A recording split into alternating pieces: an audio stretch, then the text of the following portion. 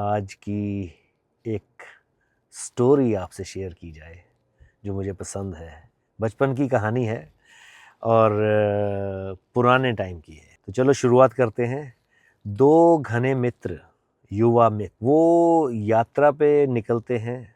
घूम फिर के वापसी में किसी जंगल से गुजरे और उनको एक बहुत ही खूबसूरत प्यारा सा हीरा मिल जाता। अब इस हीरे को पाके उनकी खुशी का तो ठिकाना नहीं रहता। बेचारे गरीब थे, तो अब उन्हें दिख रहा है कि अब गरीबी के दिन समाप्त और अब हम जिंदगी को जिस तरह से चाहे वैसे जिंदगी को जी सकते हैं। वो हर चीज खरीद सकते हैं जो एक इंसान सोच सकता है।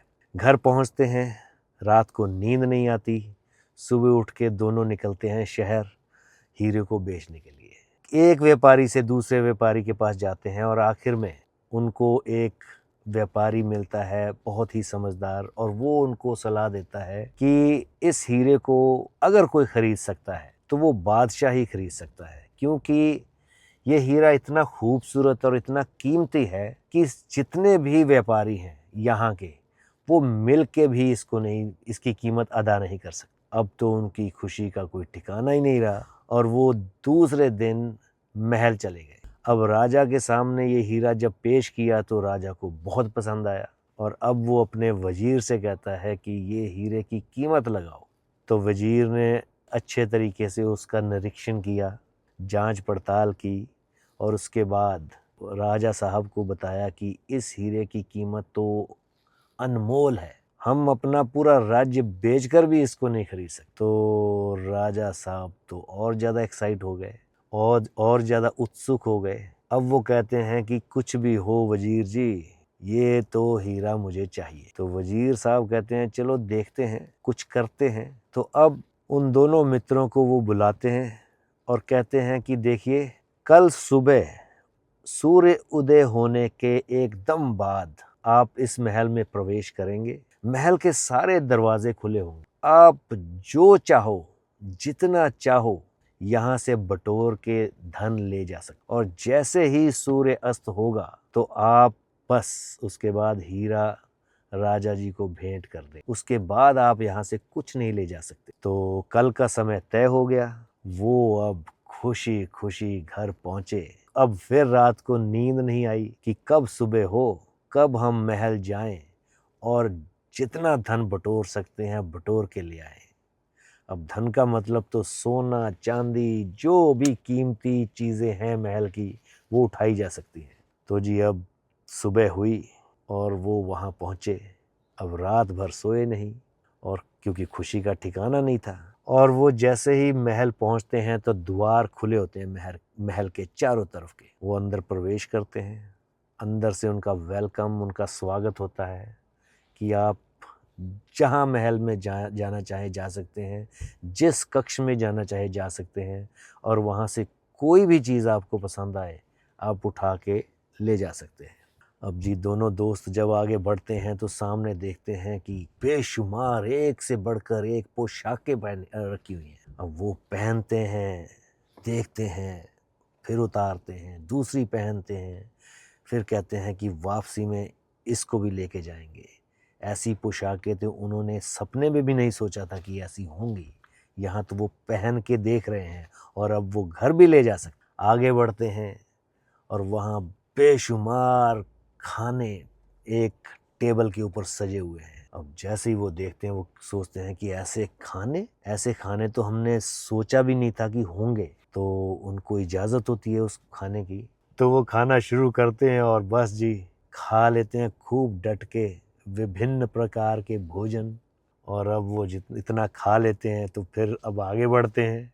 कहते हैं कि चलो और चीज़ें देखें, ज़िंदगी का पूरा मज़ा लेना है हमने, अब तो हम कुछ भी ले सकते हैं।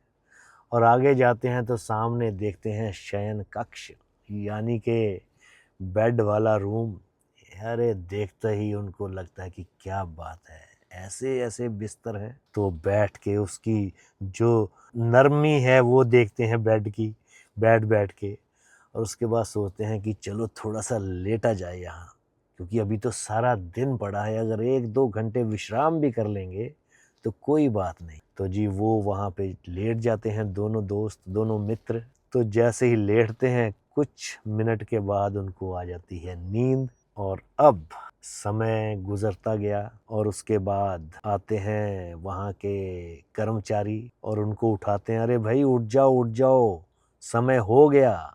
तो सूर्य अस्त हो चुका था। अब उनको कहा गया कि आपको महल छोड़ना होगा और सूर्य अस्त हो चुका है, अब यहाँ से आप कुछ नहीं ले जा सकते। अब वो देखें इधर उधर कि अब क्या किया जाए, अब तो कुछ कर नहीं सकते।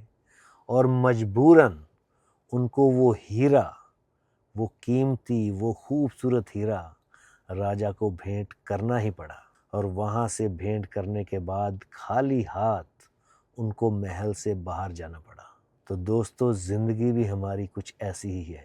इस खूबसूरत ज़िंदगी में जो हमें जीवन मिला है, यहाँ पर हम आए हैं बटोरने बहुत कुछ, ताकि हम जब ज़िंदगी के आखिरी पड़ाव पर पहुँचे, जब इसको छोड़ने का समय आ जाए, तो हमारे जो अनुभव हैं वो इतने ज़्यादा हों, क्योंकि अनुभव तो वो अनुभव की ही खूबसूरती है।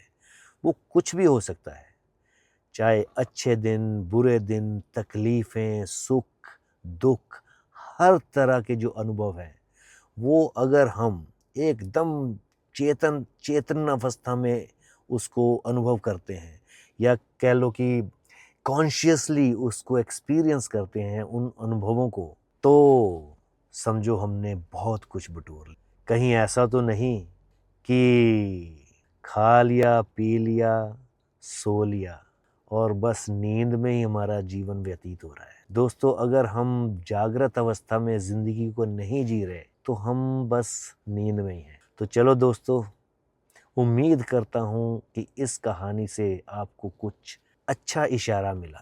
तो अगर ऐसा है तो फिर आपको पता है कि आपने क्या करना है। मैं भी मोटिवेट रहूं, मैं भी आपको इस सोच के साथ वापस लौटूं कि इससे भी बेहतर कुछ ना कुछ आपको सुनाना है। तो चलो ठीक है दोस्तों, इजाज़त दीजिए, फिर मुलाकात होती है ऐसे ही कुछ अच्छे विचार के साथ।